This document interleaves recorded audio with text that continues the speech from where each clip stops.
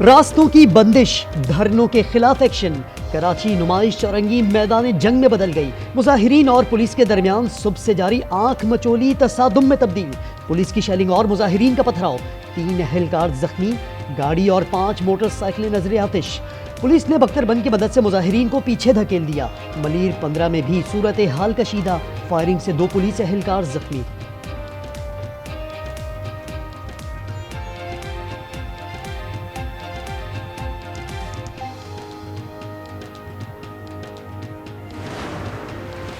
کراچی میں عباس ٹاؤن سمیت 8 مقامات پر دھرنے، کامران چورنگی کا 1 ٹریک اور یونیورسٹی روڈ بلاک، انچولی، 5 سٹار چورنگی اور رضویہ چورنگی پر بھی احتجاج جاری۔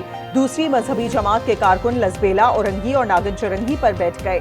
قیوم آباد، کرنگی 5، ملیر مرغی خانہ پر بھی دھرنا جاری۔ شیر شاہ، صفورہ گوٹ اور بلوچ کالونی پر بھی احتجاج سے اہم شاہراہوں پر ٹریفک کی روانی سست روی کا شکار۔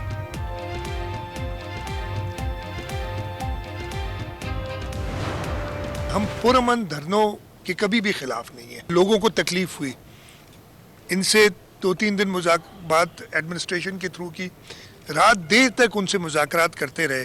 ایک جگہ پہ آپ لوگوں کو تکلیف دیے بغیر دھرنا دیں، ہم خود آپ کے ساتھ اس غم میں شریک ہیں۔ وزیر اعلیٰ سندھ کا شہر میں بدامنی ختم کرنے کا حکم، کہا پرامن دھرنوں کے خلاف نہیں ہے، حکومت رات گئے تک دھرنے والوں سے مذاکرات کرتی رہی، کہا گیا کہ صبح تک دھرنے ختم کر دیں گے۔ مراد علی شاہ نے کہا کہ کرم کا مسئلہ کرم میں ہی حل ہونا ہے۔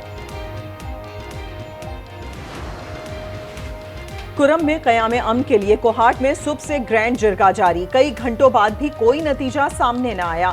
ارکان آج ہی معاہدے پر دستخط کے لیے پرامید۔ بیرسٹر سیف بولے، امن معاہدے کے تقریباً تمام نکات پر فریقین متفق ہیں۔ پارا چنار ٹل مرکزی شاہراہ 50ویں روز بھی بند، عوام شدید مشکلات کا شکار۔ کرم پریس کلب پر دھرنا 12ویں روز بھی جاری۔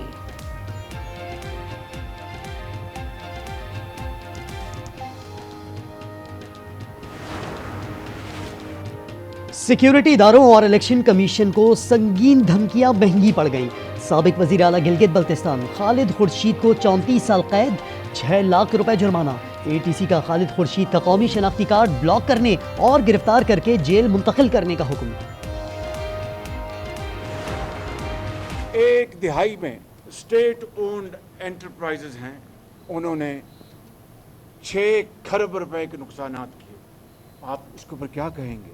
بجلی 4 کھرب روپے کی بنے اور اس کو آپ 2 کھرب میں بیچیں، تو یہ 2 کھرب کا جو ڈیفیسٹ ہے وہ آپ کس کے کھاتے میں ڈالیں؟ سستی بجلی نہیں ہوگی تو صنعت چلے گی نہ ایکسپورٹ ہوگی۔ آئی پی پیز اپنے معاہدے سے 10-20 گنا زیادہ کما چکے ہیں۔ وزیر اعظم شہباز شریف نے اڑان پاکستان پروگرام کا افتتاح کرتے ہوئے کہا، آخری 9 ماہ بہت بڑے چیلنجز کا سامنا کیا، ہم میکرو اکنامک استحکام حاصل کرنے میں کامیاب ہو گئے، ملک کو آگے لے جانے کے لیے ٹیکس کم کرنا ہوں گے۔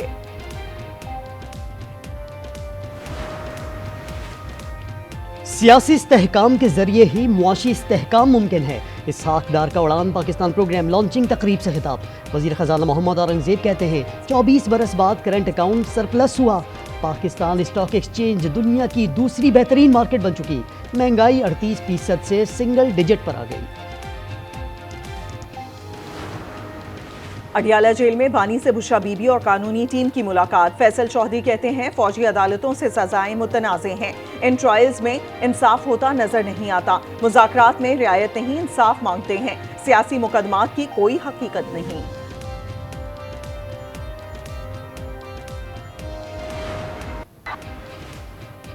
2024 کا سورج ڈوب گیا، پاکستان میں سب سے پہلے اسکردو میں سال کا آخری سورج غروب ہوا۔ اسلام آباد اور لاہور سمیت دیگر شہروں میں بھی 2024 کا سورج تلخ اور شیریں یادوں کے ساتھ رخصت ہوا۔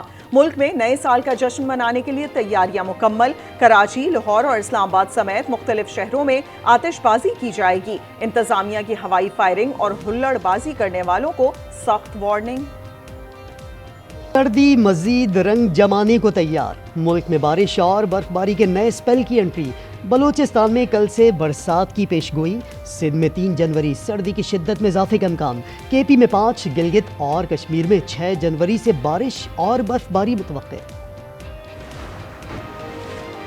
लंदन में रमस्साल की बड़ी चोरी, लुटेरा महल नुमा घर से 1 करोड़ पाउंड्स के जेवरात और दीगर अशिया ले उड़ा। मालियत 3.5 अरब रुपए से जायद है। हांगकांग के मुतासरा खानदान का अशिया वापस दिलाने वाले के लिए 5 लाख पाउंड इनाम का ऐलान। गजर में खुश्क गोश्त के पकवान ना खाए तो कुछ ना खाया। गोश्त को खुश्क करके महीनों इस्तेमाल करने की रिवायत आज भी बरकरार। बुलेटिन में शामिल है खुसूसी रिपोर्ट।